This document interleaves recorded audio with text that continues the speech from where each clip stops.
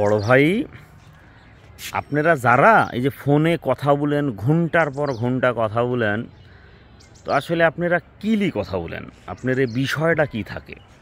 মানে আমি সর্বোচ্চ টাইনি কইছি 2 মিনিট।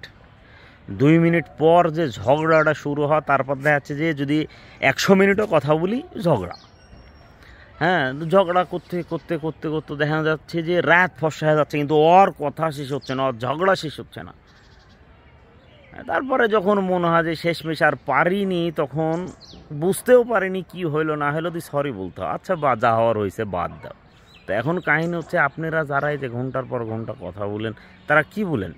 আমি তো দেখা যাচ্ছে যে ফোন দিয়ে কীরকম আসো, খাওয়া দাওয়া হয়েছে কিনা, শরীর স্বাস্থ্য কীরম, বাড়ির অবস্থা কীরম, মানে এগুলি বলার পর আমি আর কথাই পাইনি।